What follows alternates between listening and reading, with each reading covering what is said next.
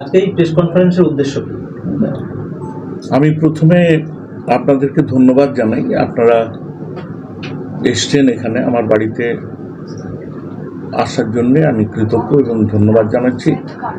যারা পেপার এবং ইলেকট্রনিক্স মিডিয়ার এসছেন সবাইকে ধন্যবাদ জানিয়ে বলি, প্রথম কথা, আপনারা জানেন যে সারা দুনিয়া এখন তোলপাড় হচ্ছে, যেটা আরজি করে যে ঘটনাটা ঘটেছে,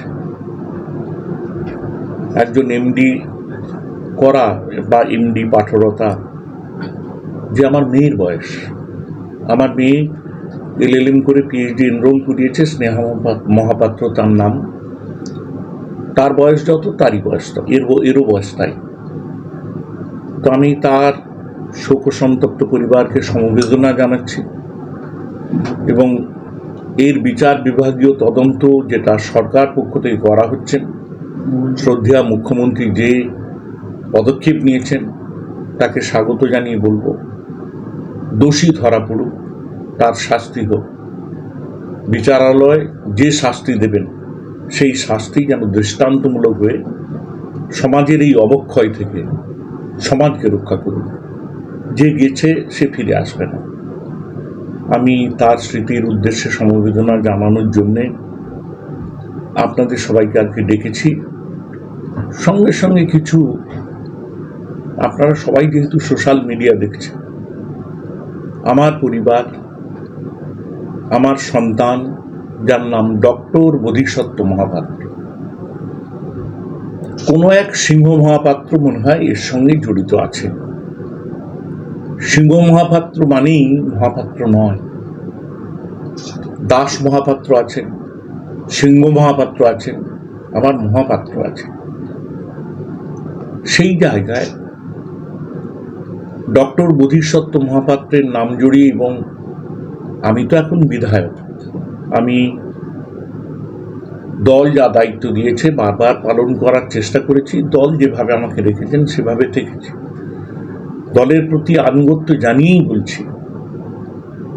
আজকে যেহেতু আমি সকালবেলাও দিল্লি, বম্বে সব জায়গা থেকে ফোন পাচ্ছি, কাল নয় পরশু দিন রাত্রি 11:30 থেকে শুরু হয়েছে।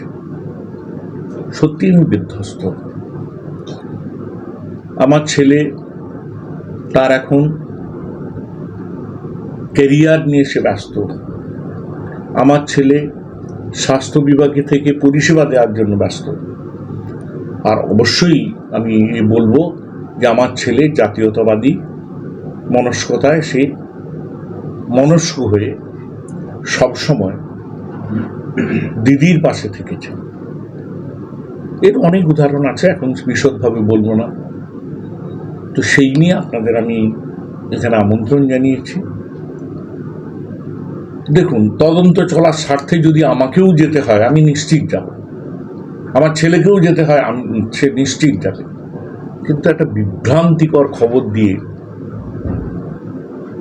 মান, এমনি কেউ ভুল ভাল খবর দিলে মান যায় না, মানের মান নিজের কাছেই থাকবে। তবু তো মানুষ আমি, সেই জায়গায় আমার মনে হচ্ছে যে আঘাতে বড় আঘাত, তাই আপনাদের আমন্ত্রণ জানিয়েছি। আর আমার মেয়ে যে ইহলোক ত্যাগ করেছে, ওর আত্মার শান্তি পাক, সরকার পক্ষ নিশ্চিত, আমাদের মুখ্যমন্ত্রী তার পদক্ষেপ দৃঢ়তর করবেন, সুবিচার হোক, এর জন্যই আপনাদের ডাক। শোভনবাবু, একটা কথা, আপনার ছেলে থাকে পিতপুরে, পাঁশকুড়া, তো এইটার সঙ্গে ওইটার যোগটা কিভাবে? ব্যাপারটা হচ্ছে উদর পিণ্ডি বুধর গাড়ে দিয়ে যদি ইচ্ছাকৃতভাবে সোশ্যাল মিডিয়া প্রচার করে দিলে জনগণের সবাই কি আসল ঘটনা জানার চেষ্টা করবেন? এখান থেকে ধরুন সেই কাটোয়া, সেই লোক দেখে কি খোঁজ করতে আসবেন? সেই জন্য যাতে আমার মান সম্মান, আমার ছেলে তার মান সম্মান সব দল, মানে দিদি তো জানেন সে কি ঘটনাটা ঘটেছিল ওই এসএসকেএমে না কোথায়, এই ডক্টর বোধিসত্ত্বই সেটাই নেই। তিনি সলভ করার জন্য দিদি পরাশর, গেলেন। মনে আছে? পরাশর ঘটনা ডাক্তার পরাশর ছিলেন। দিদির কাছে কি আবেদন করে আমি বলবো, বলেছিল বলবো নিশ্চয়ই। যে আপনি আসুন দিদি, মিটে যাবেন। মিটে গেছিল সেদিন। সেদিন দিদি পরাশর না, পরাভব, পরাভব। পরাভব। ওই যে ছেলেটিকে মারা হয়েছে, পরাভব, তখন আমি অ্যাপেলোতে ভর্তি আছে, ওনাকে জিজ্ঞেস করুন। তো তারপরে আমি বলবো। সেদিন দিদি তার পকেটে বাদাম আর ইয়ে ভরে দিয়েছিলেন, কাজু বাদাম। তুই চেহারা দেখে তুই খেতে ভালোবাসিস। তারপর চলে এসছে চাকরির জগতে, এখন সরকারি চাকরি, অতএব ডাইরেক্ট পলিটিক্সের কোনো ব্যাপার নেই। তখন ছাত্র ছিল, ছাত্র পলিটিক্স ছিল, এবং আমিও তাকে উৎসাহ দিয়েছি। আপনি বাবা হিসাবে দাবি করেন কি যে এই লিঙ্কের সঙ্গে বিন্দু মাত্র জড়িত নয়? আর আপনিই বলুন না, আপনার পদবি কি? তা সেই জায়গায় জড়িত হচ্ছে সিংহ মহাপাত্র। তা আমার ছেলে কি জড়িত কিনা এখন সেটা কিন্তু প্রমাণিত নয়। প্রমাণিত নয়। তাহলে সিংহ মহাপাত্র, এবং নামটা মনে পড়েছে, শুভদীপ।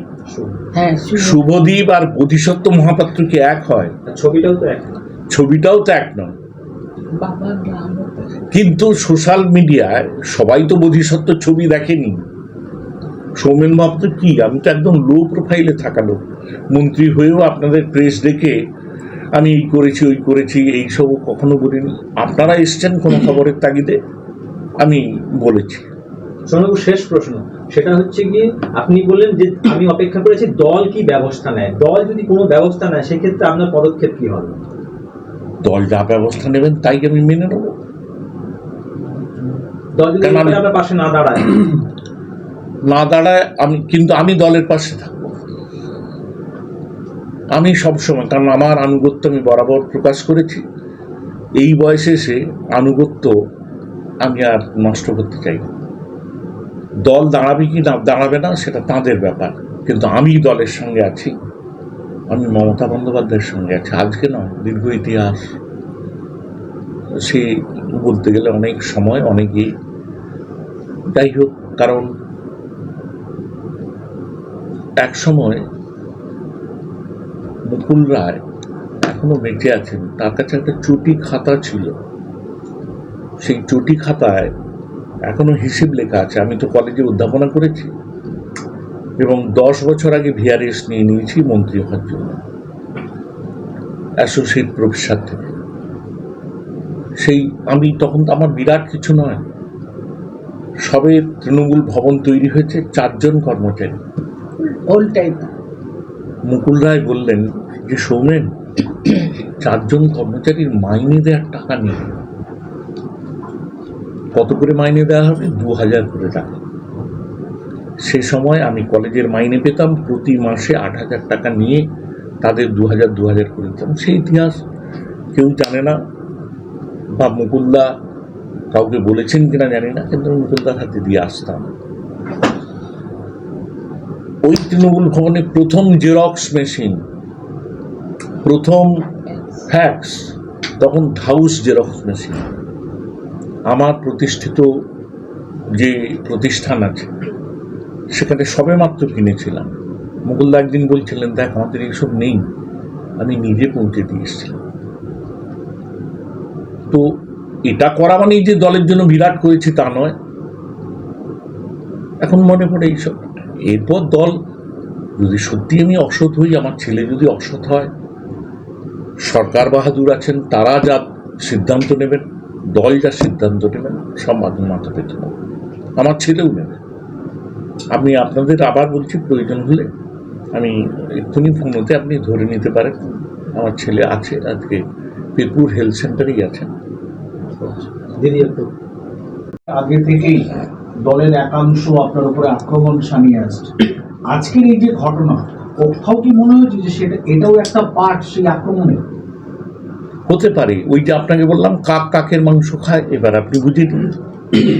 পরশু থেকে আপনি বলছেন যে আপনার কাছে ফোন আসছে প্রচুর, সেই ফোনে কি কোনো হুমকির ফোন আসছে যার ভয়ে আপনি হুমকি নয়, ফোন এসছে আপনার ছেলে এই করেছে, এইটা নিয়ে।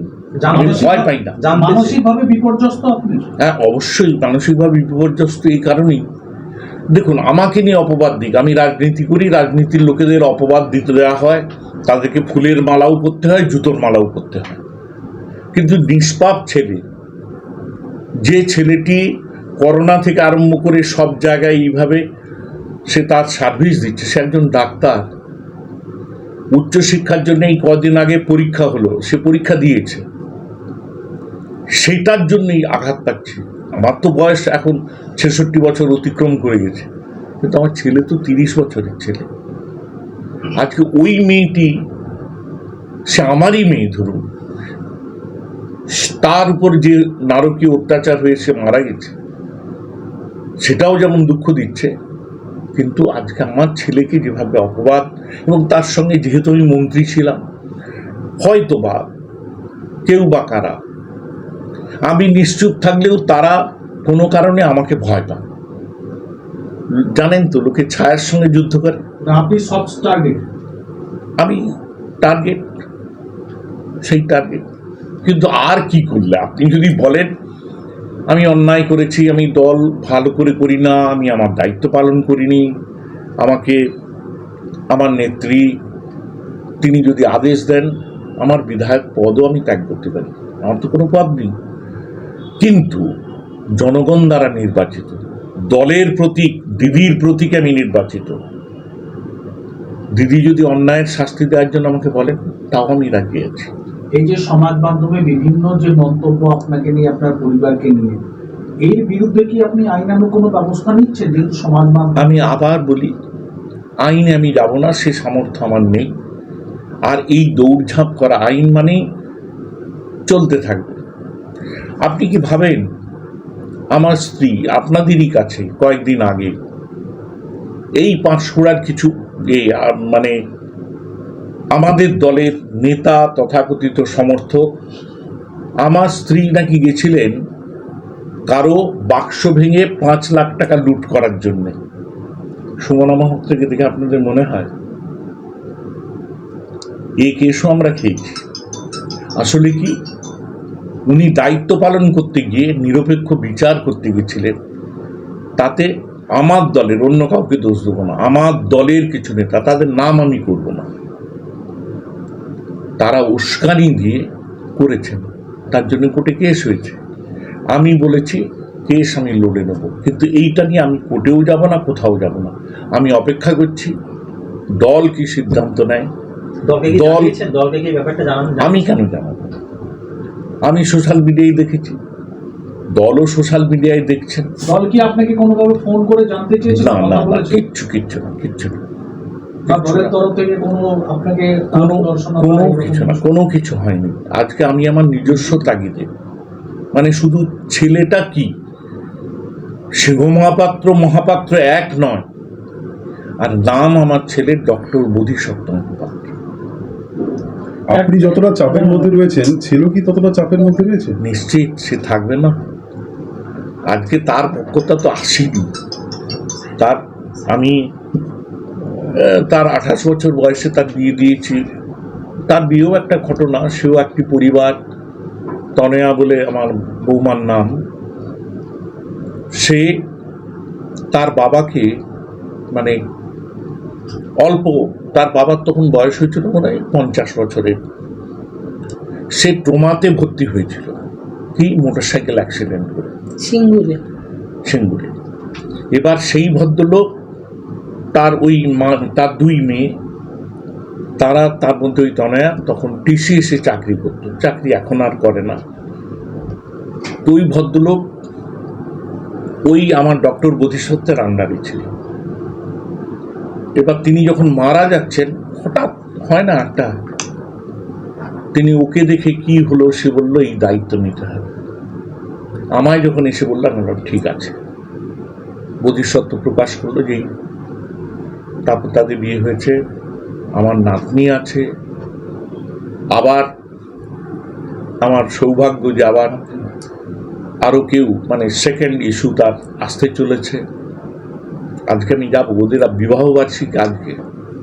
বৌমাও কি একইভাবে ভেঙে পড়েছেন? কারণ এই যে ঘটনাটা তাকে জড়িয়ে। স্বাভাবিক। সে বলছে যে বাবা এই পাচ্ছি। আমি বললাম, মা মন খারাপ করিস না, দেখ না, সত্যি সে তো উদ্ঘাটিত হবেই।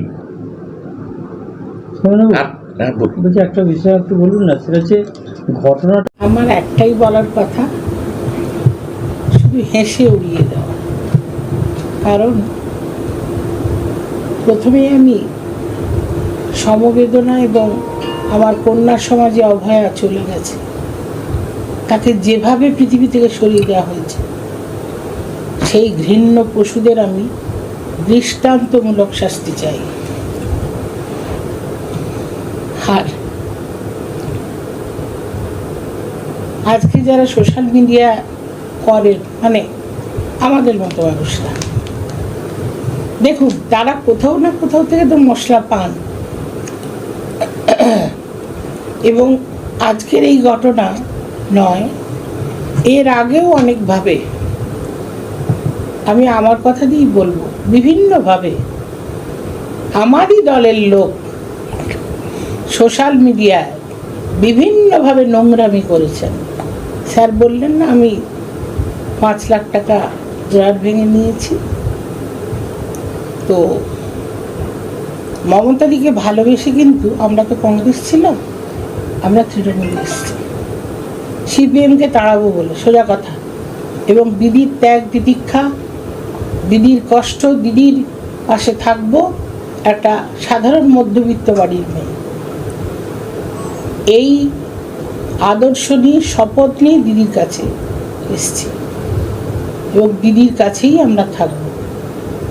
কিন্তু তৃণমূলের একটা অংশ, কিছু লুম্পেন আছেন, কিছু লুম্পেন তৃণমূল আছেন, সে রাজ্যই হোক, জেলাই হোক, পাঁশকুড়া শহরই হোক, তারা কিন্তু বিভিন্নভাবে চেষ্টা করছেন আমাদের পরিবারকে অশান্তিতে রাখা, আমাদেরকে নোংরা পথে এগিয়ে দেওয়া, ঠেলে দেওয়া। আমার মনে হচ্ছে রাজনীতি কিন্তু আমাদের পেশা নয়। জেলা, রাজ্য, শহর, এই সমস্ত কিছু নেতৃত্ব, এরা মনে হয়, আমি জানি না তারা অর্ধশিক্ষিত বা অশিক্ষিত, বা তাদের সংসার চালানোর কোনো আয় উপায়ের সোর্স অফ ইনকামও নেই, এবং আমি বলবো সেই সোর্স অফ ইনকামটা কিন্তু তাদের রাজনীতি এবং দিদিকে সামনে রেখে, সরকারকে সামনে রেখে করা, যেটা আমরা কোনোভাবে করতে পারি না, এবং এটা আমাদের আদর্শে লাগে। এটা কিন্তু প্রচণ্ড কষ্টের কথা। তাই হয়তো আমরা এই সমস্ত লুম্পেন তৃণমূলদের কাছে অবসোলেট, এবং এই সমস্ত লুম্পেন তৃণমূল তারাই কিন্তু এটা মশলা বা তরবারি অস্ত্র তুলে দিয়েছেন সিপিএম বিজেপির হাতে। আমরা তাদের কোনো দোষ দেখি না। বিরোধী পক্ষের লোকের হাতে আমি যদি অস্ত্র তুলে দিই, তৃণমূল যদি একটা পরিবার হয়, তাহলে সেই পরিবারের মানুষই যদি বিশ্বাসঘাতকতা করে তিনি যদি অস্ত্রটা তুলে দেন বিরোধীদের হাতে, তারা তো তরবারি চালাবেই, তারা তো নোংরামি করবেই। কারণ এই নোংরামির কথাটা কেন বলছি জানেন? শহর নিয়ে আমাকে, এই শহরের অনেক নেতৃত্ব যা নোংরামি করেছেন, সেই নোংরামি করেও তারা এখন বহাল তবিয়তে জেলার সাহায্য নিয়ে, রাজ্যের সাহায্য নিয়ে, মানে তাদের মুখ থেকে যা শুনে, তারা এখন তোলাবাজিও চালান। এখন তোলাবাজি করতে পারছেন না। আর দিদি যতই মুখে শক্ত হওয়ার চেষ্টা করুন, ঠক বাঁচতে কিন্তু গাঁ উজাড় হয়ে যাবে। আমি একটাই কথা বলতে চাই, দিদি পারবেন না। দিদি অত্যন্ত ভালো মানুষ, কিন্তু দিদি জানেন না ভেতরটা কি করে ফোঁকড়া হয়ে গেছে। আপনারা জানবেন। আর আমার ছেলে যদি দোষী হয়, নিশ্চয়ই আমি দাঁড়িয়ে থেকে তার শাস্তি দেব। এবং আপনাদের আলো বলে রাখি, যেদিন এই ঘটনা ঘটে সেদিন ও সিএমওইচের সঙ্গে মিটিং করেছিল এবং আমার বৌমাকে অ্যানোমেলি স্ক্যান করাতে নিয়ে গেছিল অ্যাপেলোতে, করিয়ে তাকে সেখানে খেয়ে বাড়ি ফিরেছে। আজকে সেই ছেলেটাকে তারা এইভাবে দিনের পর দিন কষ্ট দিয়েছে। আর ছেলেটা তার অঙ্কুরে তার বিনাশ করতে যাচ্ছে। কিসের ভয়ে? তারা যুক্তিতে পারবে না। তারা, আমরা কোনোদিন শিক্ষাগত যোগ্যতার অহংকার আমাদের পরিবার করেনি, যেখানে সত্যতা নেই, যার সারবার্তা নেই। কি কারণে আমার ছেলেটার ভবিষ্যৎ তাকে মানসিক দিক থেকে টুকরো টুকরো করে এইভাবে তাকে শেষ করতে চাইছেন? এবং আমি মহামান্য আমার মুখ্যমন্ত্রীর কাছে আমি অনুরোধ করব, আমি আশা করেছিলাম যে আমার ছেলে অল ইন্ডিয়া মেডিকেল অ্যাসোসিয়েশনকে যেভাবে তার যতটুকু ক্ষমতার মধ্যে, তার যতটুকু পরিশ্রমের মধ্যে দিয়ে সে করতে পারে, আপ্রাণ সে করে কাজ করেছিলেন। কিন্তু সেই অ্যাসোসিয়েশনের একটা ব্যক্তিও পরশু রাত থেকে তার পাশে একদম দাঁড়ায়নি, কেউ ফোন করেনি। এটা আমাদের কাছে দুঃখের। নিজের দলকে নিশানা করছেন না, নিশানা তো করছি আমি একাংশের তৃণমূল। সব তৃণমূল যদি হতো তাহলে কিন্তু তৃণমূল দলটা এতদিন চলতো না। আর আমরা বিরোধীদের কেন বলতে যাব? বিরোধীদের বলবো তখনই যখন আমার নিজের দলের লোকটা তার হাতে মশলা বা অস্ত্রটা তুলে দেবে না। কিন্তু যেখানে আমার ছেলের গায়ে হাত পড়েছে এবং বারংবার পড়ছে এই জিনিস তো আর মেনে নেওয়া যায় না। কেন? আমার পরিবারের থেকে আমার কাছে কেউ আপন নয়।